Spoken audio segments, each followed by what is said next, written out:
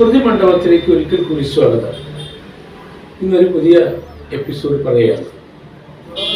സർവശ്രീ സാമ്പശിവൻ സാറിന്റെ ദേശസ്നേഹി എന്ന മനോഹരമായ കഥാപ്രസംഗം തയ്യാറാക്കിയിരിക്കുന്നത് അമേരിക്കൻ നോവലായ പേളസ് ബക്കിന്റെ പെറ്റിയാഴ്സ് എന്ന നോവലിന്റെ പാർട്ടിയോട്ട് എന്നൊരു ഭാഗമാണ്.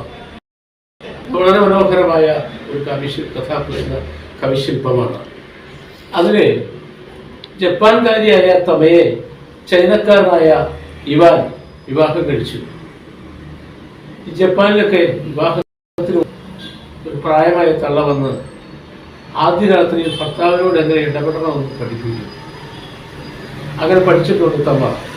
അതുകൊണ്ട് ആദ്യ രാത്രിയിൽ അവളുടെ ഇടപെടൽ കണ്ടപ്പോൾ ചൈനക്കാരൻ ഇവാനോട് സംശയം, ഇവർക്ക് കാര്യങ്ങളൊക്കെ ഒരു മുൻകരുതലുണ്ടോ എന്നാണ്.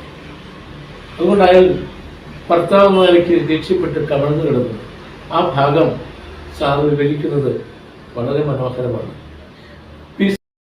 ഈ ജീവിതം വീണ്ടും ഇണങ്ങി നവോടയായി കമഴ്ന്നു മാറി കിടന്നു കന്തൻ കരഞ്ഞു തേങ്ങി വിഷണ്ണനായി. വിശ്രമമാമീ ജീവിതം വീണ്ടും ഇണങ്ങി നവോടയായി. പയർ തെങ്ങിക്കരഞ്ഞപ്പോ തമ ചോദിച്ചു, എന്താ കരയുന്നത്?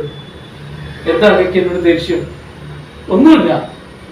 അല്ല പറയും, എൻ്റെ പെരുമാറ്റത്തിൽ എന്തെങ്കിലും തെറ്റുപറ്റിയോ?